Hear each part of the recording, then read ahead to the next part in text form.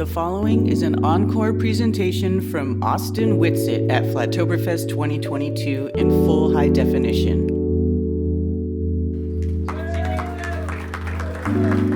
Yay, Whitsitt. All right, you guys, we're going to get going with the presentations now. And first up is our newest glow buster, the master of debating. I gotta watch what they say. And his name is Austin Whitsitt. Whitsitt gets it. Give him a round of applause.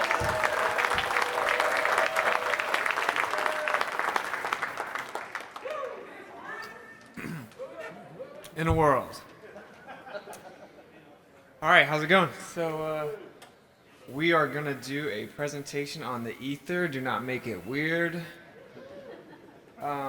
So we'll be kind of information heavy and slightly technical at times, but I think it's super important. I guess we'll just start it with, if you've never heard of the ether, it's an ancient idea. It's basically this all-encompassing energy field, we'll say, in layman terms, and it's all around you. And that may sound crazy, but it's because you've been indoctrinated. So let's start it off to break some of the cog discs here. And we'll look at some modern physicists admitting that there has to exist an ether. So we have, today the vacuum is recognized as a rich physical medium. A general theory of the vacuum is thus a theory of everything, a universal theory. It would be appropriate to call the vacuum ether once again. It's from the philosophy of a vacuum. Now, of course, we know nature abhors a vacuum. But you do have vacuum chambers, and you remove most of the air, and they have tons of electromagnetic energy that's not supposed to be there. They can't use the word ether in physics for obvious reasons. We'll cover that. So anyway, this is a famous physicist. Here's another quote we have from Paul Dirac, who's actually like the father of quantum field theory, effectively.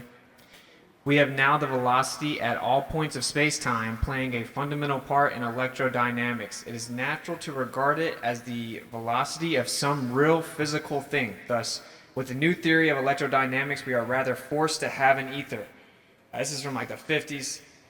You haven't been told this, and that should, most people in this room probably have found out that we were lied to about where we live. I would imagine almost everyone here, maybe there's some new people.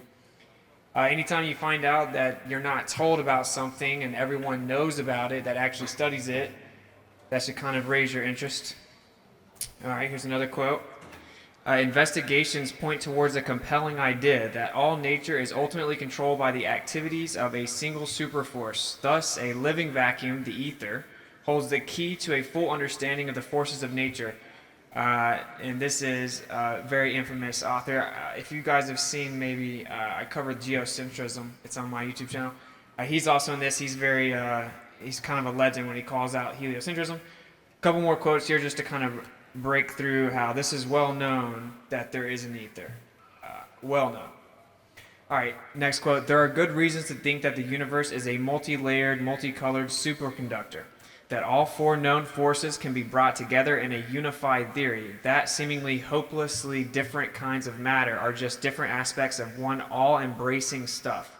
I anticipate that the next few years will be a new golden age in fundamental physics. This is Frank Wilczek, and he won a Nobel Prize actually in physics. He's a professor from MIT. Now, this is 2008. He's definitely incorrect, right? Like, this won't be accepted. There won't be some golden age unless the people in this room are successful and we're able to make it happen. This is obviously very censored, but a couple more quotes and then we'll get into it. The word ether has extremely negative connotations in theoretical physics because of its past association with opposition to relativity. This is unfortunate because stripped of these connotations, it rather nicely captures the way most physicists actually think about the vacuum. Robert Laffin, Nobel Prize in Physics, is actually from Stanford. So, again, to clarify, nature abhors a vacuum. There's no such thing as a perfect vacuum, but we have vacuum chambers, and we can get like about 10 to the negative 6 of a vacuum chamber on the Earth, and that's very, very little air.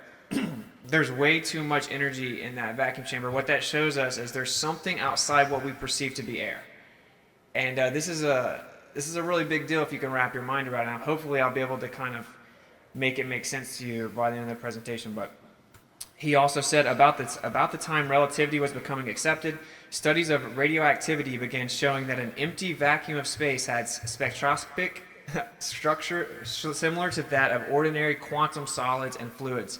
Subsequent studies with large particle accelerators have now led us to understand that space is more like a piece of window glass than ideal Newtonian emptiness. Of course, emptiness does not exist, and that's stupid. It is filled with stuff that is normally transparent, but can be made visible by hitting it sufficiently hard to knock out a part. The modern concept of the vacuum of space, confirmed every day by experiment, is a relativistic ether, but we do not call it this because it's taboo. That's again Robert Laughlin, Nobel Prize. He's from Stanford. So people that actually study it know there's an ether. You can't call it an ether. It's like the bad word. It would be like saying, I love the devil in church or something. Like you can't say the word, but it's well known that it's there. So, in fact, actually, I don't know if you've ever seen this guy, this fuzzy-haired crackpot. His name is Einstein. He married his cousin, and then wanted to actually get with her daughter, and forgot to wear clothes and cross-dressed, and he did a bunch of crazy stuff. He was literally kind of crazy, but he's revered as some type of genius. He didn't come up with anything, of course, but even this fuzzy-haired crackpot knew there was an ether. He said, according to the general theory of relativity, space without ether is unthinkable, for in such space there would not only be no propagation of light, but also no possibility of existence for standards of space and time, measuring rods and clocks, nor therefore any space-time intervals in the physical sense. And this is his writings on ether and the theory of relativity when he gave a speech at the University of Leiden. So, you obviously aren't told this. Like I said, I know most people probably woke up to where we live, but they told us that the Earth's a magic spinning cartoon ball in a vacuum, and that there's this thing called gravity, and then relativity is what explains gravity, and that's the bending and warping of space and time.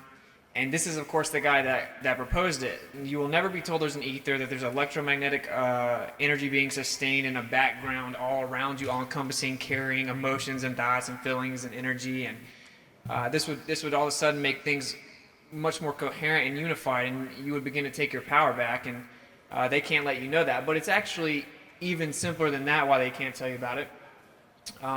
It debunks the heliocentric model. We'll get to that in just a second. So this has been known about for a long time, even before this guy.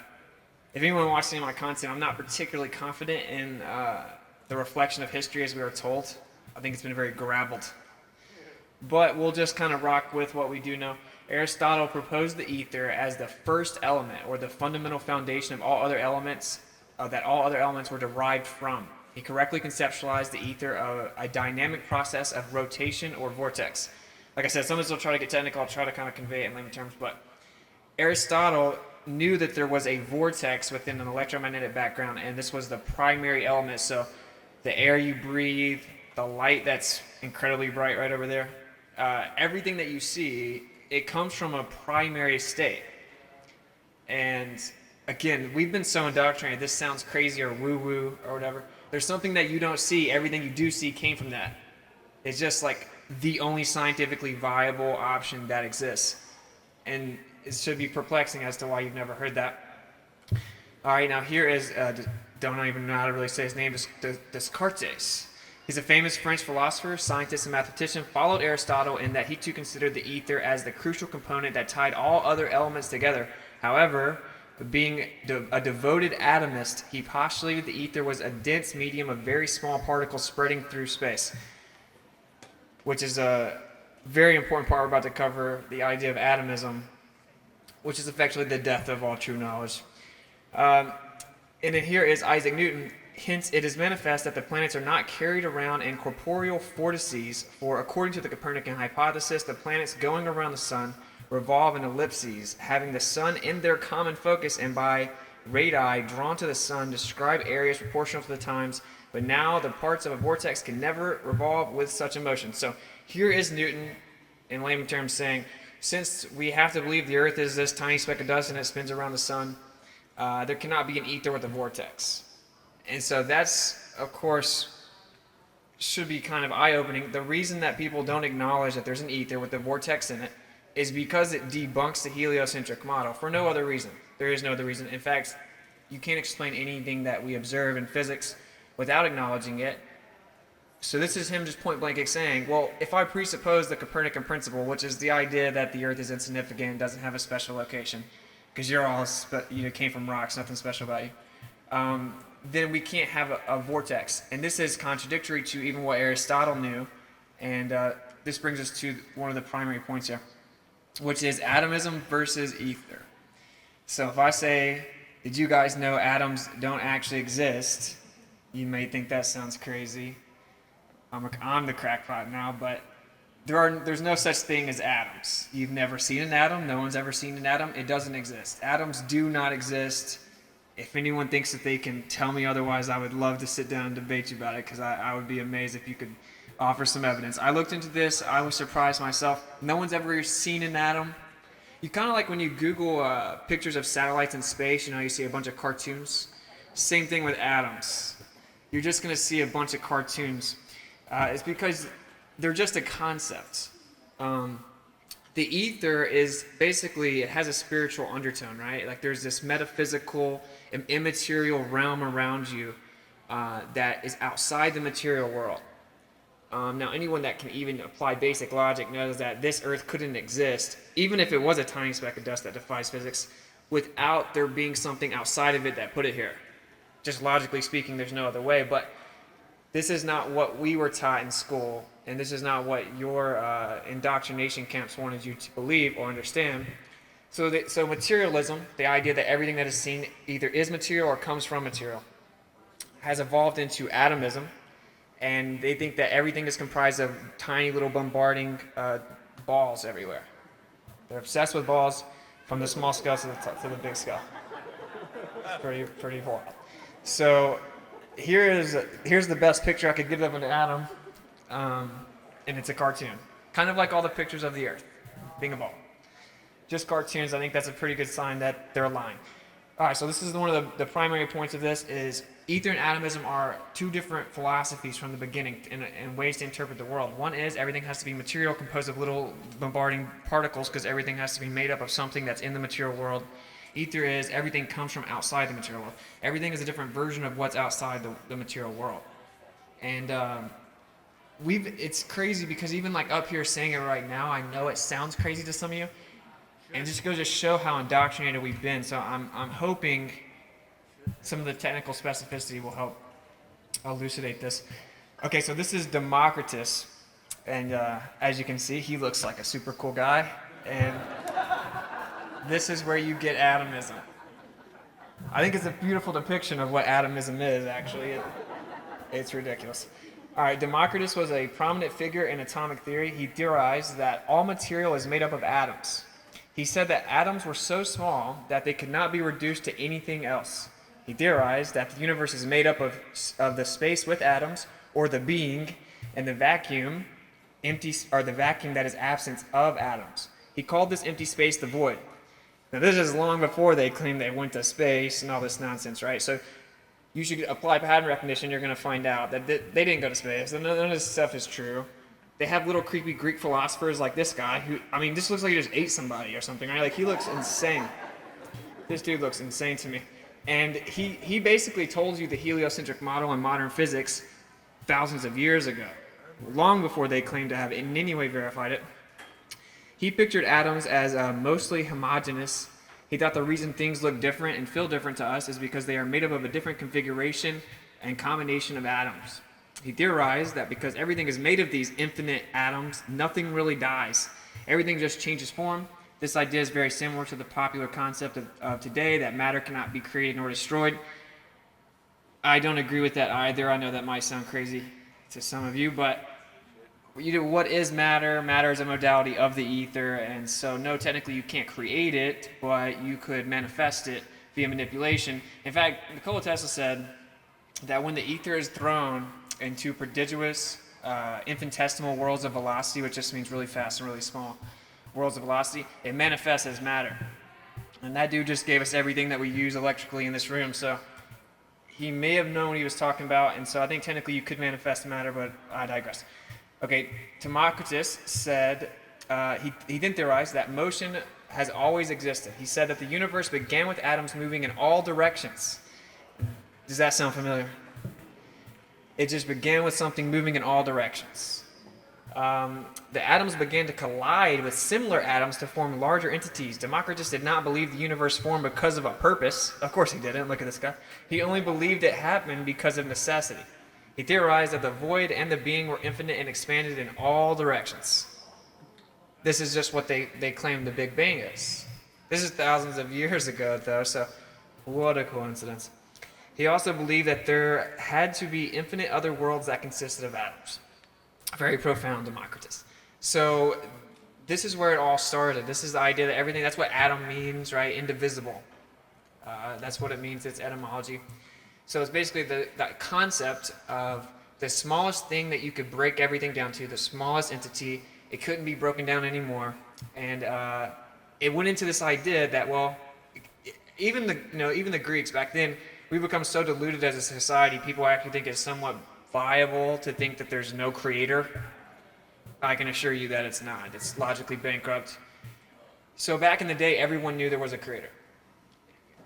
They just explained it different ways. So he was one of the few people within the Greeks that was like, oh no, there's no creator.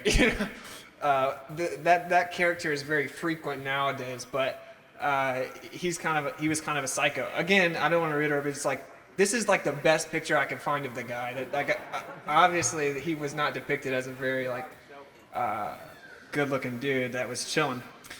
All right, so here we're going to move on past the idea of atomism, just so you knew how long ago that happened, and they just happened to predict the Big Bang and all this nonsense we're told thousands of years ago. He was a prophet.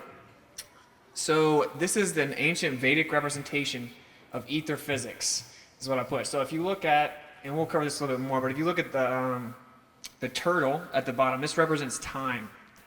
Now, a lot of people maybe as fighters are like, oh, let me guess, the Earth's on a turtle. And they try to make fun of you. That's a depiction of time. That's what time meant. That's what a turtle represents, time. And actually, you can use the back of a turtle shell, and then you can, get the calendar. I don't know if you guys know about that, but. So anyway, that's what that represents as time, which is basically where everything derives from. You're going to see two different types of motion in here, right? And we're going to cover this more in depth. But you basically, centrifugal motion, right? You have the inside of a donut and the outside of the donut, the hyperboloid and the toroid. Two different types of motion moving together. As one moves, the other one moves the other way. They move together, like two sides of the same coin. I'm going to try to really make this make sense by the end of the presentation. But anyway, this has got the central source on time, and then you have the two opposing motions. And this is from thousands of years ago. This is ether physics. And not just like, oh man, let's just make something up. This is like a very accurate representation of ether physics. No, I don't agree with everything that the Vedic texts say or anything, but my point is just that this is a very ancient concept and it's been known for a long time. All right, a few more quotes here. Or that's not a quote actually. You may know who James Clerk Maxwell is. He came up with some very famous equations. Maxwell's equations. Famously known for his 4 equations explaining the behavior of electric and magnetic fields. He properly understood light. Now, this is my take, right? I'm giving my take on this presentation, of course. Fight me. So, he probably understood light and magnetism were nothing more than a process.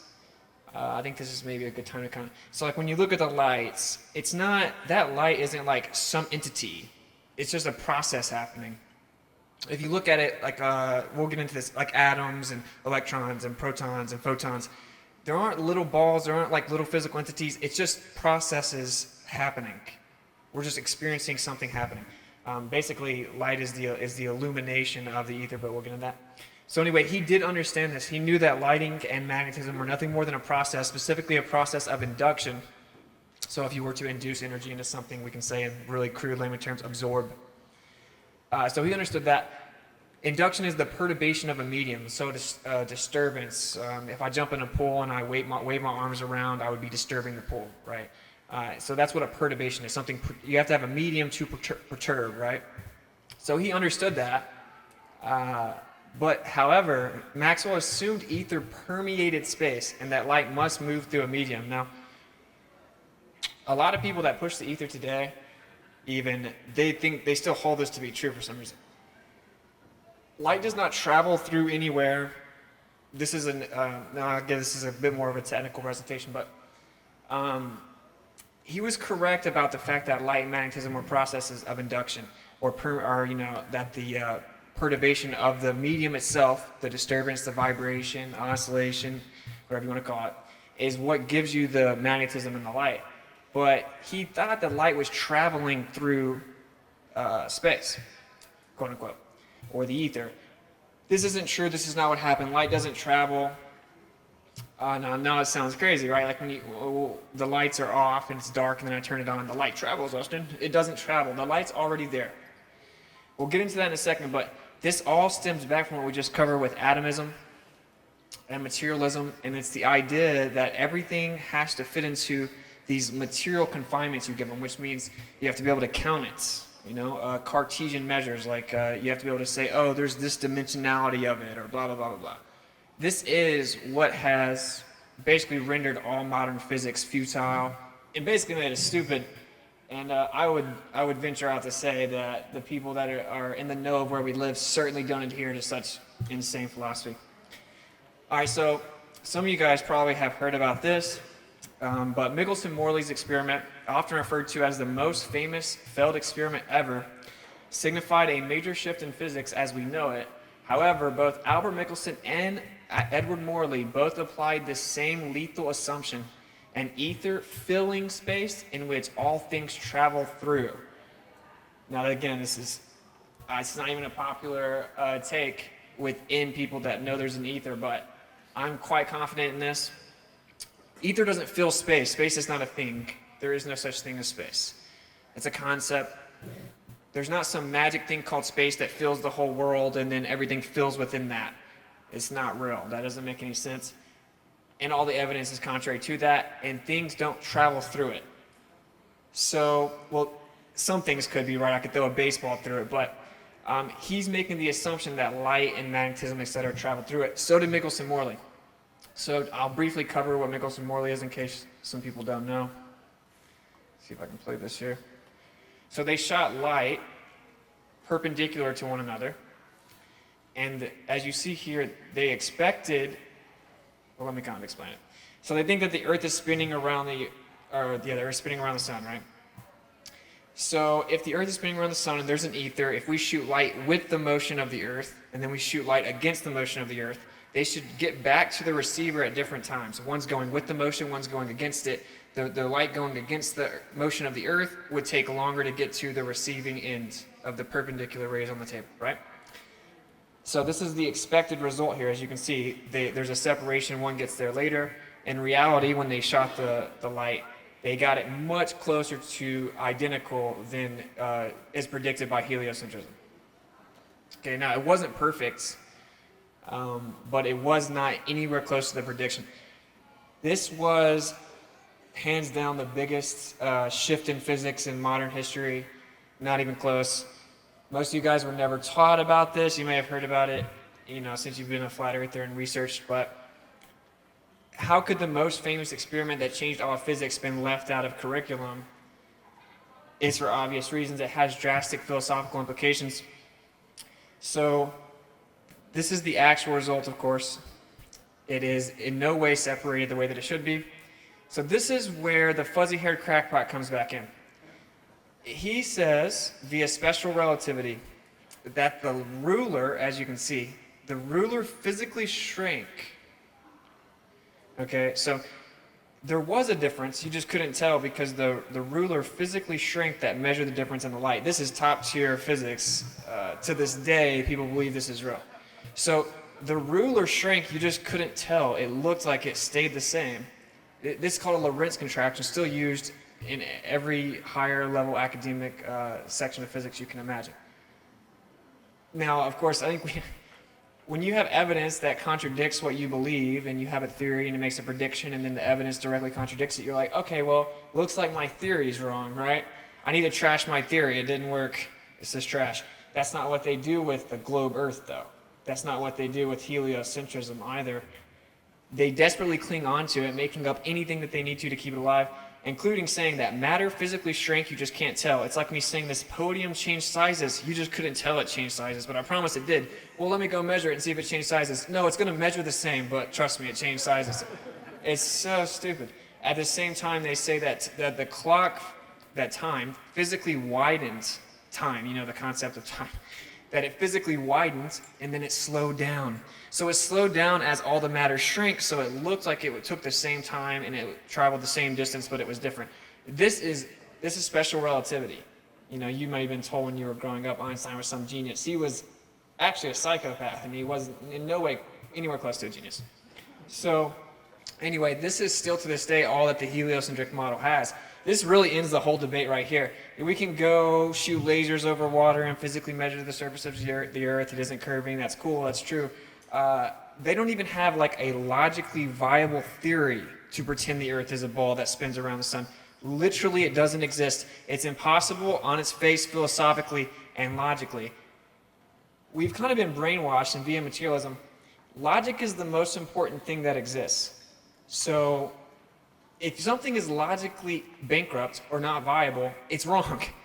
You don't have to do anything else. It's over right there. So the truth is, heliocentrism is debunked with the Michelson-Morley experiment. They will tell you that it debunked the ether because they're basically religious zealots. So anyway, I don't want to diverge too much on that, but that started the cascading effect that we now see today. So here is Einstein when he decided to put clothes on, and he said, "Therefore, I thought in 1905 that in physics, one should not speak of the ether at all." This goes to show that it's like this religious weirdo thing. You can only talk about what you're allowed to talk about. This judgment was too radical, though, as we shall see with the next consideration about the general theory of relativity. It moreover remains, as before, allowed to assume a space-filling medium if one can refer to electromagnetic fields. Now, he's wrong again. There's no space-filling medium. There's no space to fill. Space is a version of, or an absence of, ether. But anyway, it's conceptual. So it moreover remains, as before, allowed to assume a space-filling medium if one can refer to electromagnetic fields, and thus also for sure matter as the conditions thereof. So this is him just point blank saying, like, oh, based on, actually, I was told I couldn't talk about the ether. Well, I can't even propose general theory of relativity without acknowledging there could be an ether. One can thus say that the ether is resurrected in the general theory of relativity, since the new theory, metric facts, can no longer be separated from true physical facts, and the concepts of space and ether have merged together. Ludwig, Castro, Einstein, the ether 2000. So this is kind of what I was trying to say earlier. Most people don't actually ever talk about this, but quantum mechanics and the 21st century physics has shown us that space and ether are not different things. For one, you cannot acknowledge the ether. And it's basically just different properties within the ether. That's all they're looking at the whole time. There isn't something called space with stuff moving around in it. Space isn't real. There's no such thing. It's the idea, kind of like a shadow. Like the shadow from these incredibly bright lights over here. Like that's just a privation, right? It's the absence of light. That shadow's nothing in and of itself. It can't have physical properties. That's what space is. Now they couldn't, again, just to reiterate, they couldn't acknowledge the ether though because it proved that the Earth was stationary. Okay, this was a long time ago.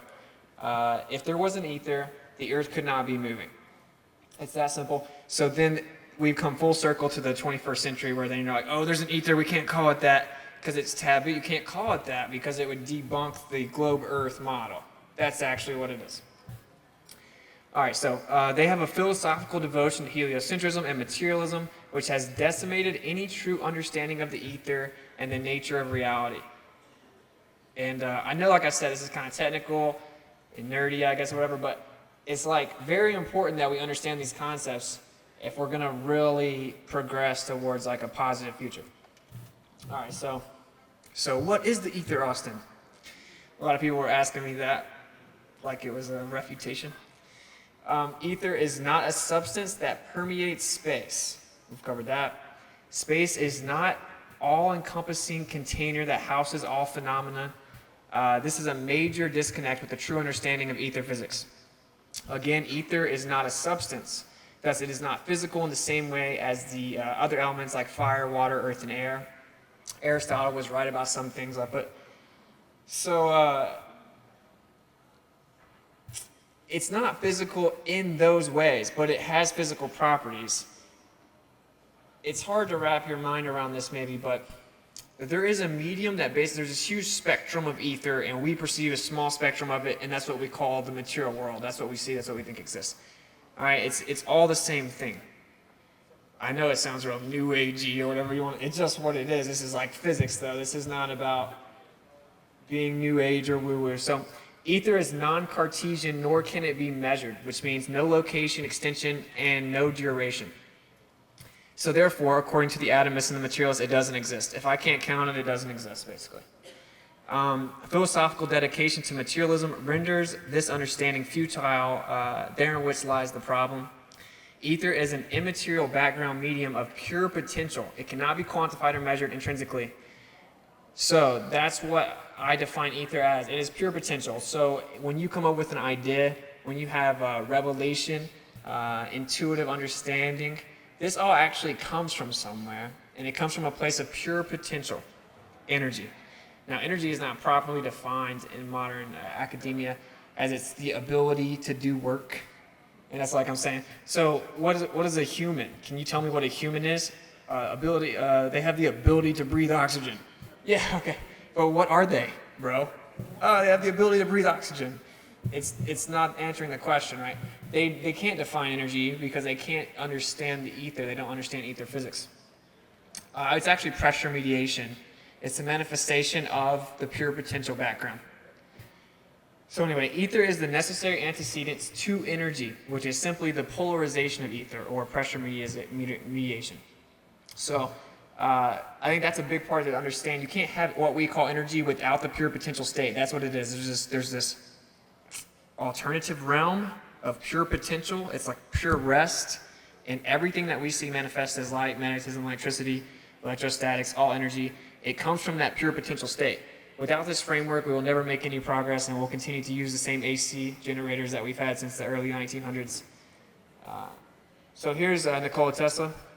This is what he's talking about. We just covered in the last slide. He's clearly alluding to the same principles, and he says, the day science begins to study non-physical phenomena, it will make more progress in 1 century than in all the previous centuries of its existence.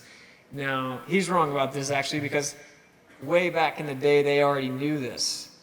We've actually just become stupid recently. Maybe 100, 200 years, we've really become stupid. Now, they prop up these figures as if they were ahead of their time, and they came up with these ideas, and they've been doing that for hundreds and hundreds of years. But they were minorities at the time, and they were stupid, and now they're propped up as if they're smart, and now we're stupid. It's actually worked pretty magnificently, because if I tell someone that an atom doesn't exist, I immediately get ridiculed. It's almost worse than telling people that the earth is flat. Tell someone that the atom doesn't exist and electrons aren't real, they just like want to fight you. It's like, calm down, bro. There's no such thing as an atom. All right, so this is the more technical part. So I don't want to spend too much time on it, but so again, ether has no Cartesian measure, location, or extension. Thus, it is not part of Cartesian space, like Cartesian coordinate systems, right? Like make a coordinate system, cross patterns. You want to, this location over here is like this extension over here. You want to quantify and map out the ether. You cannot do that. So therefore, they just ignore it and act like it doesn't exist. So it doesn't have any of those properties. Rather, dielectric capacitance is counterspatial, which is what we're talking about, ether, pure potential. So the idea of space, it's this area that's in this material realm. There's an inverse to that, just like there's a flip side to a coin, okay? And we'll just call it counter space. These words are so foreign to you because you have been brainwashed. And they were foreign to me as well. So you hear counter space, you're like, what is this guy talking about? It's just the part of the realm that you don't perceive with your eyes. You perceive it with other stuff, though, by the way. Like, they can't explain memories or dreams, or I can know if someone walks behind me on the stage, I'm going to know they're back there without turning around. I can think of people and know that I'm going to hear from them before I talk to them. I thought of someone I hadn't talked to in like 4 years, and they texted me a few hours later. It's not a coincidence. There is a realm that we don't materially perceive or experience that exists, and it is the pure potential state. All right, anyway, so basically the way that we're going to explain this is using this capacitor here. The tighter you wrap metal foils around, the more capacitance. Capacitance just simply means the ability to store electricity.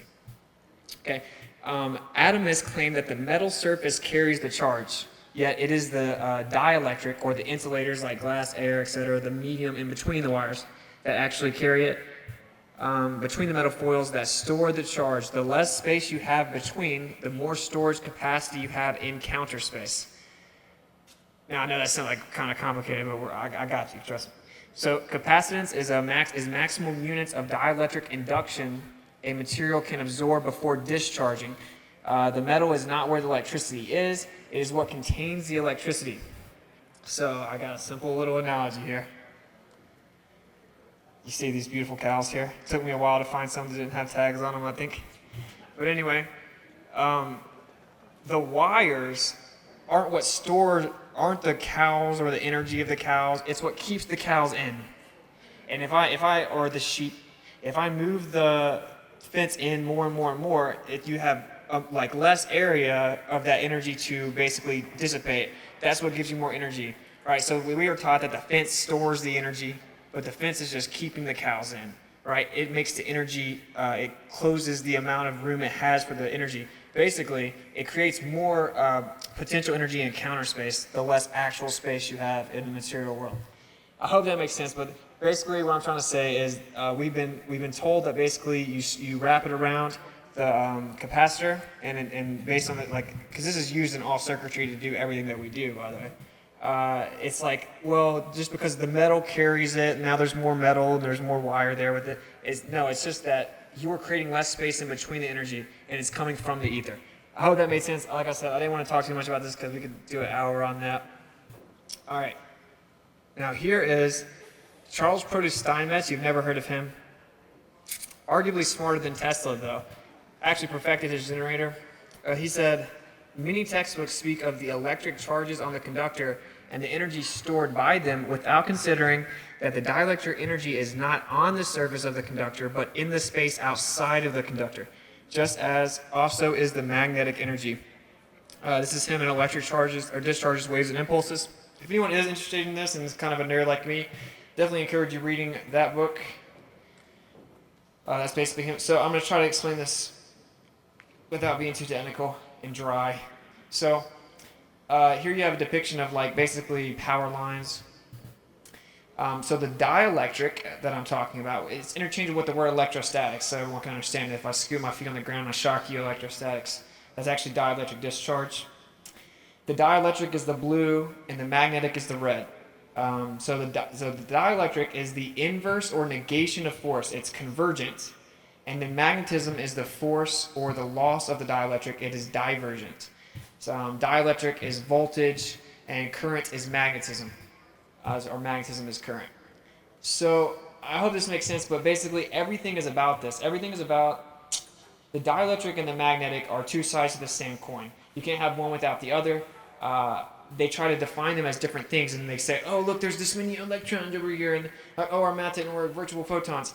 But it actually sounds really complicated to you right now, but if you can, once it clicks in your mind, it'll make sense. I don't think that I'll be able to make sure it clicks for everyone right now, but it takes people a while to grasp this. I hope that the depiction here kind of makes sense to you.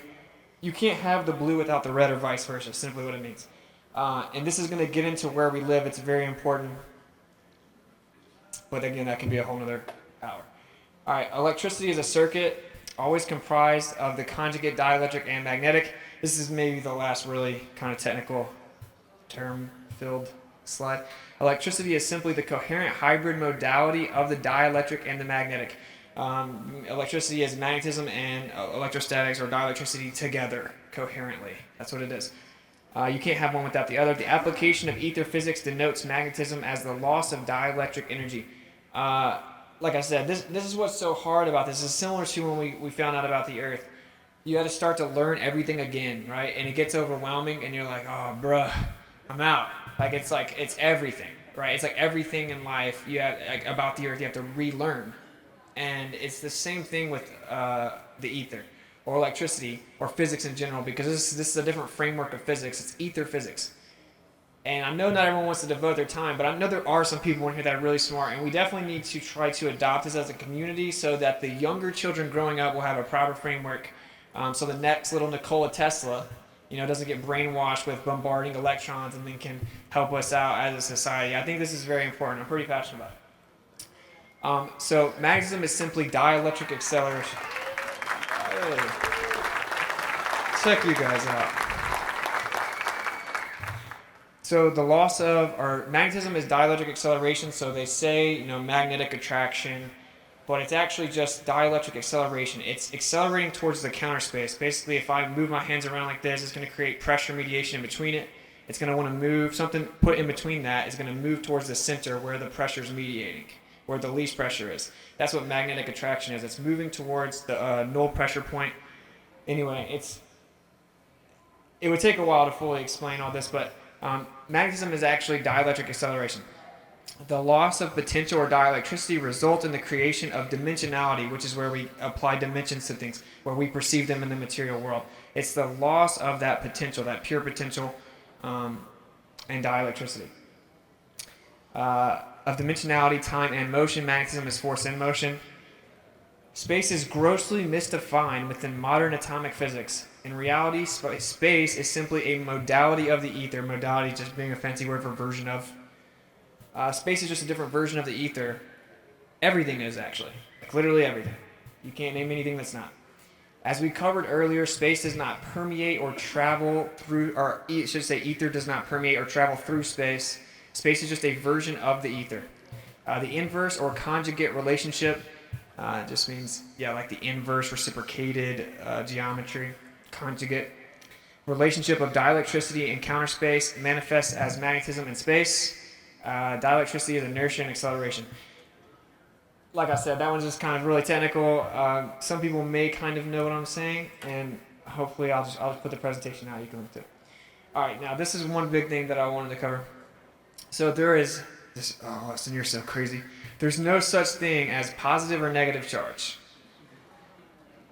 Yeah, no such thing. Doesn't exist. There are no positives floating around in the air, and there's no negatives in nature. What does that even mean? Just think about it. It doesn't make any sense. How can something be negative? How can you have something that's negative? That doesn't make any sense. It's a mathematical construct, okay? That's it.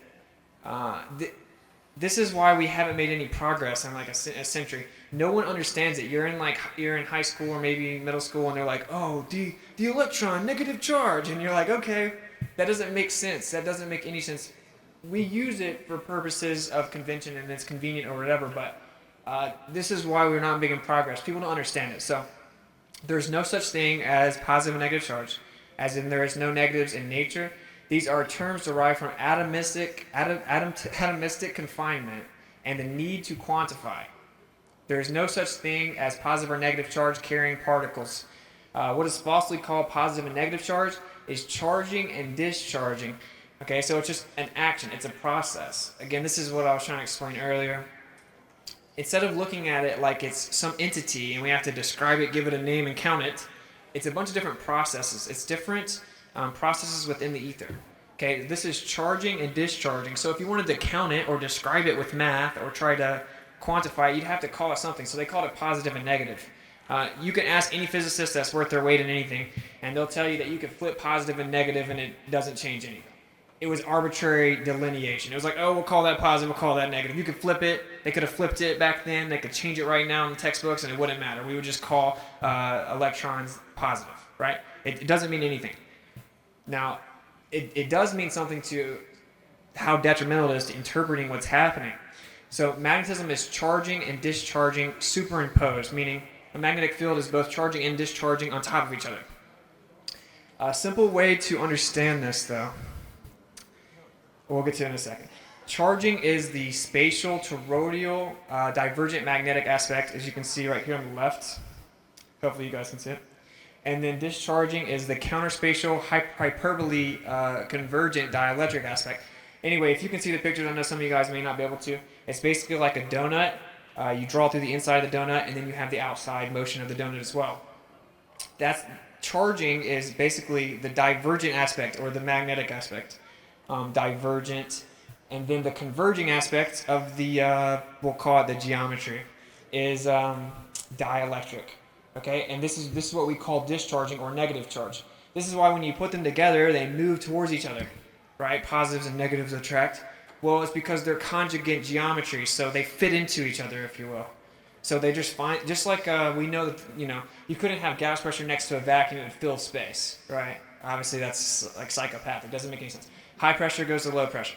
Like heat goes to cold. It's the same thing with electricity, right? So basically, positive charge, well, we have a different geometry. We have excess charge, it's charging. It's in the process of charging. The negative charge is discharging. It's going to go to the system to seek equilibrium. So like, oh, there's more charge here. It's building charge. It has less charge here. It goes over here.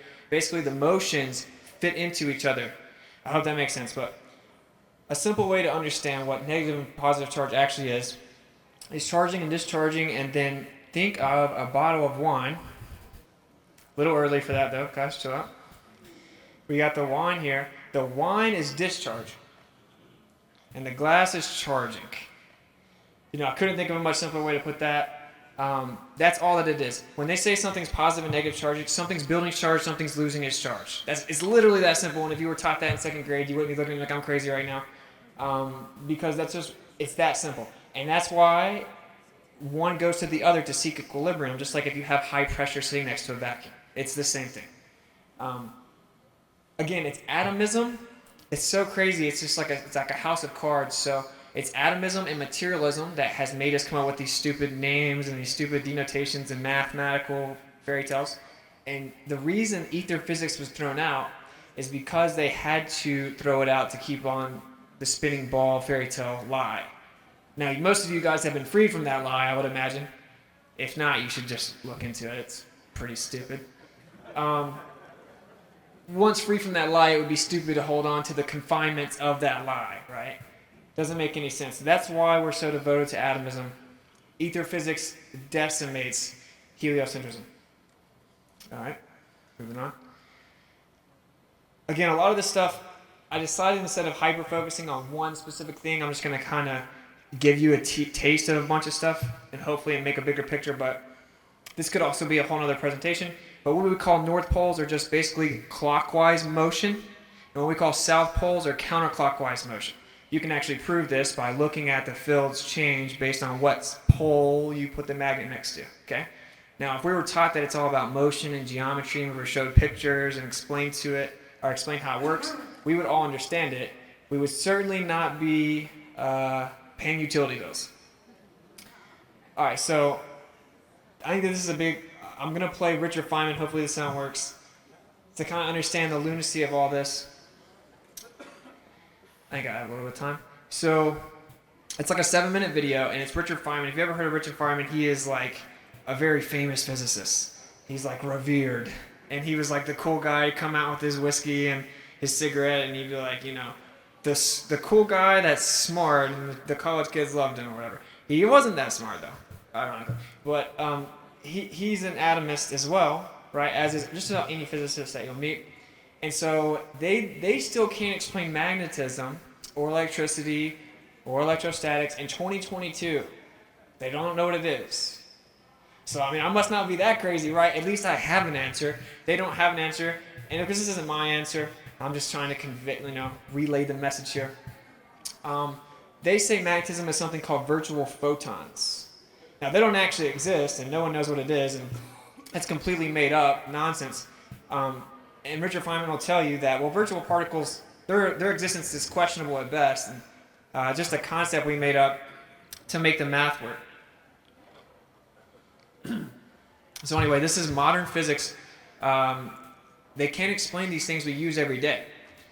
And that's why you can't explain them, and you don't understand them, and that's why we're not making progress, not to be too reiterative, but here's Richard Feynman trying to explain what magnetism is. Of course, he's famous for his work in quantum physics.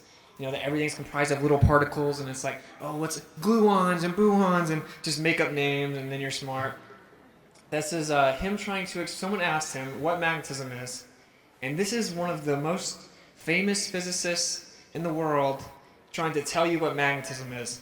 And this should be eye-opening to you as to how poorly defined, if you can even call it that, he responds to this question. Let's check it out. If you get hold of two magnets and you push them, you can feel this pushing between them. Turn it around the other way and they slam together. Now, what is it, the feeling between those two magnets? What do you mean, what's the feeling between the two magnets? There's something there, isn't it? I mean, the sensation is that there's something there when you push these two magnets together. Listen to my question. What is the meaning when you say that there's a feeling? Of course you feel it. Now, what do you want to know?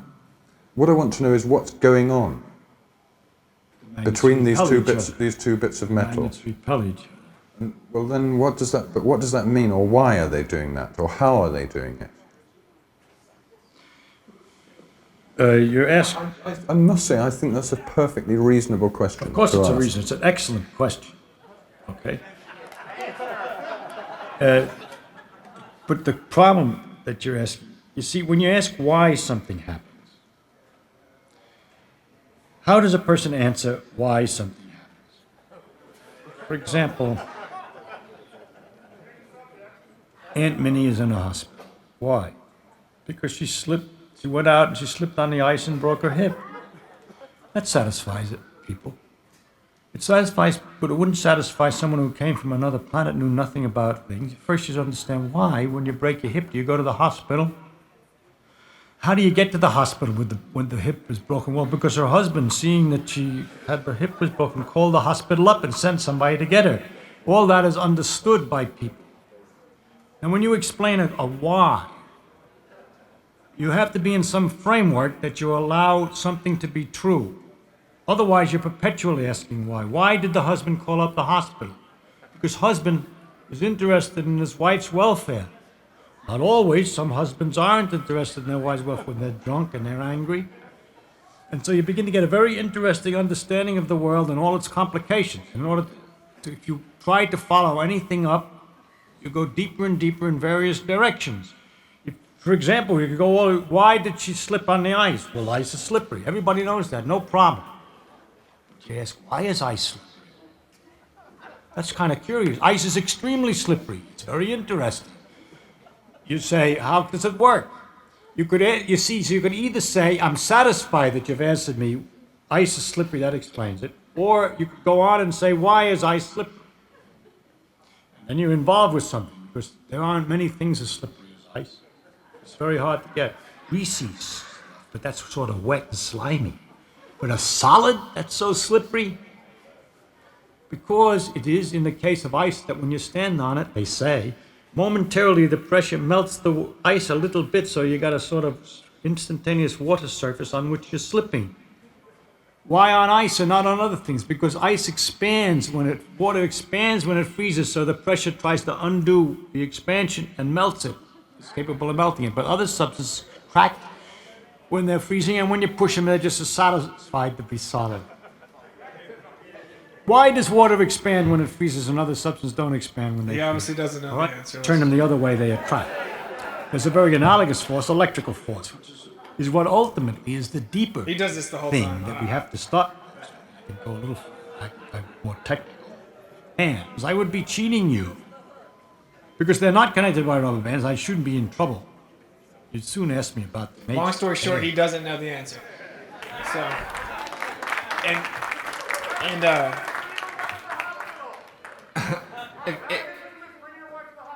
yeah, exactly. If you've ever debated a baller, it's very similar, right? When they don't know the answer, they're not going to say they don't know the answer. They'll die first. If anyone saw my debate with the physicist, it's very similar. So, he knows the answer is that he doesn't know.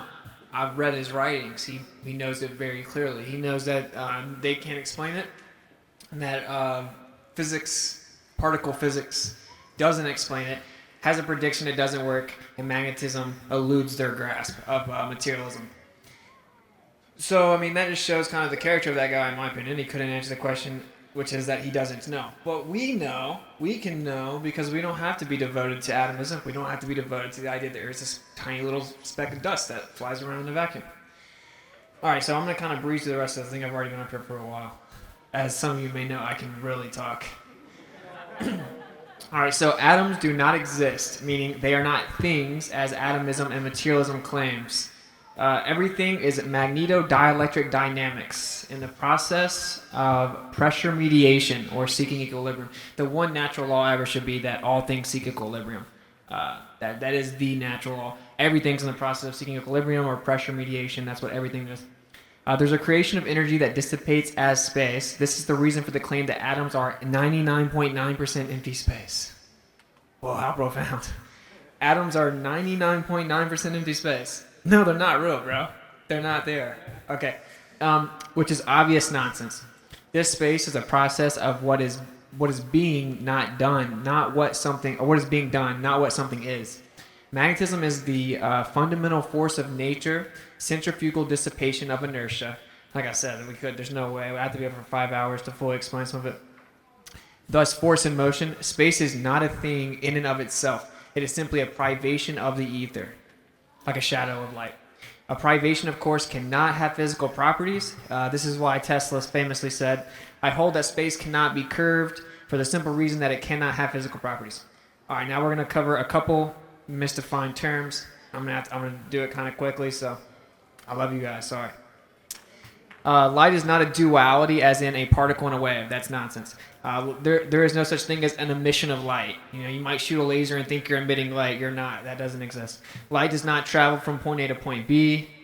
I know it sounds crazy. You're like, I shoot a laser. I can measure distances. It doesn't travel. I promise. It's already there.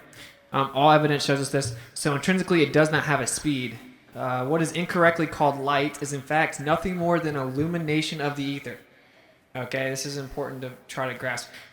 We call it light, but actually it's nothing more than the ether becoming illuminated. Light is an ether perturbation or disturbance in the ether, the medium that is the ether. And there's a particular spectrum within the ether disturbance that is perceivable. We call this visible light. A property denoted as illumination. Light is not a wave either.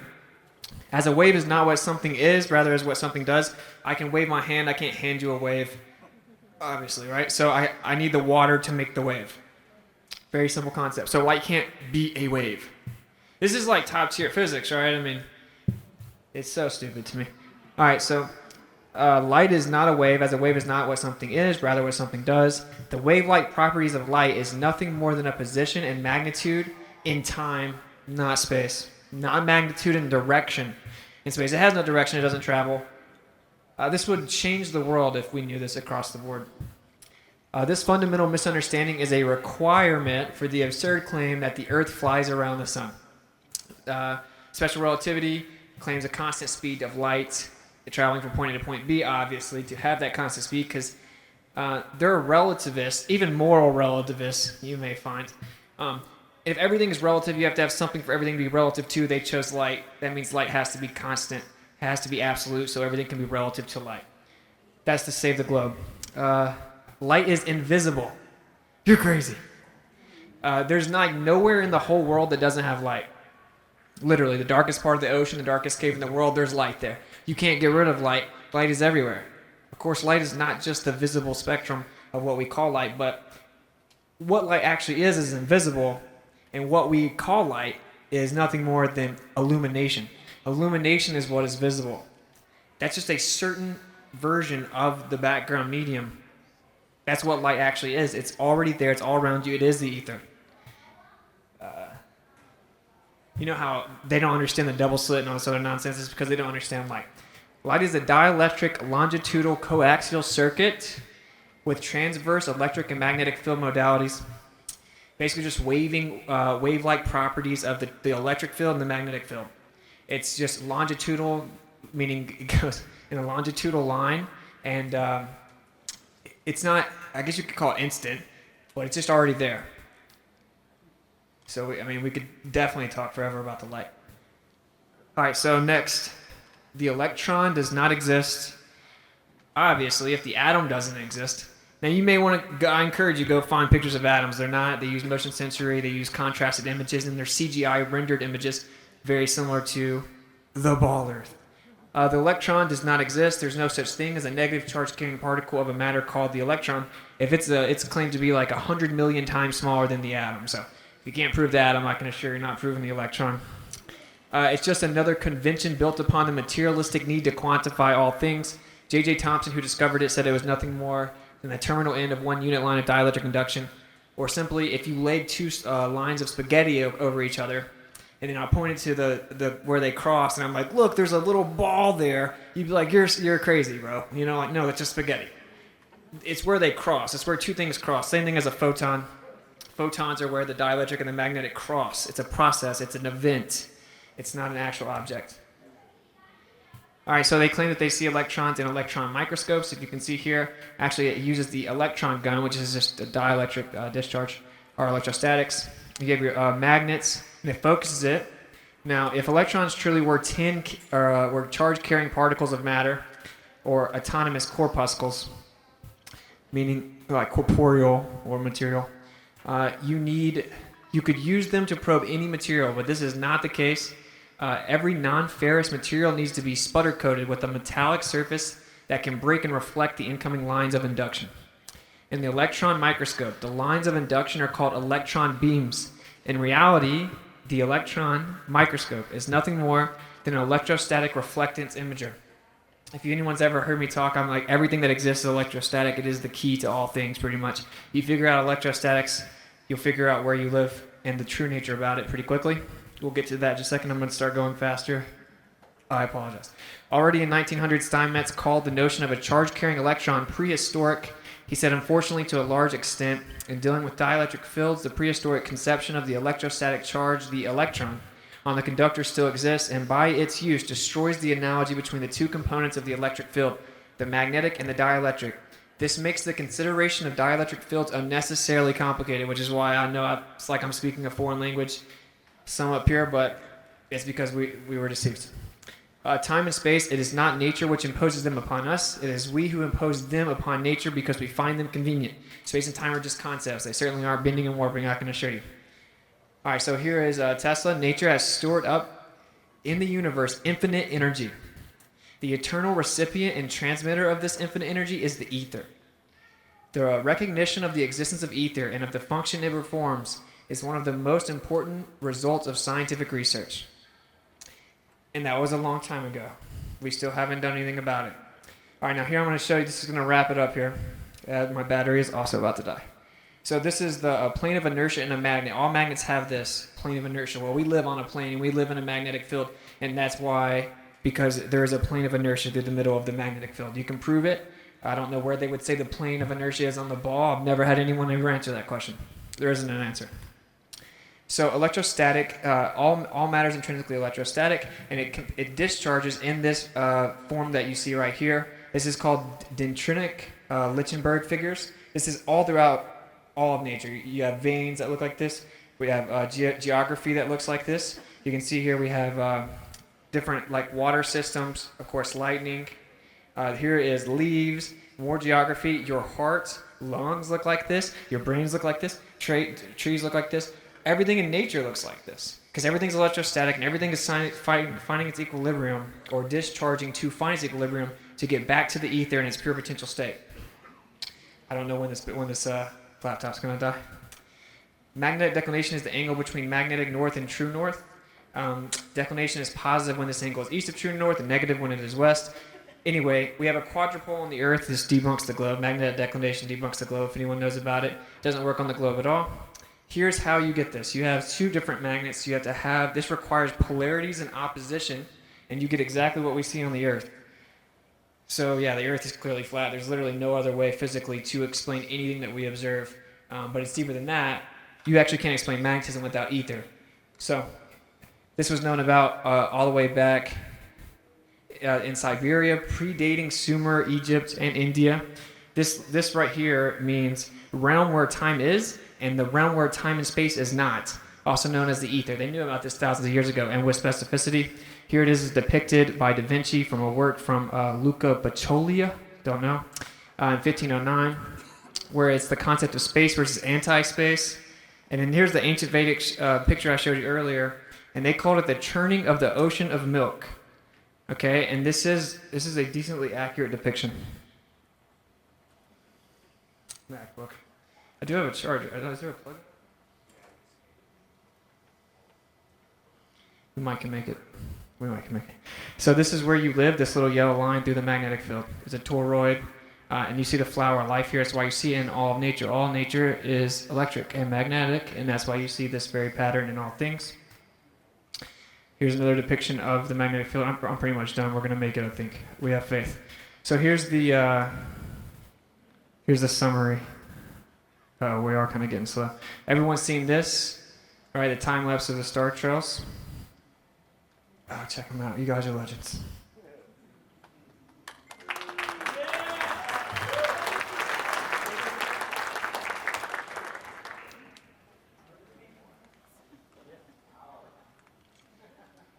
All right, another hour.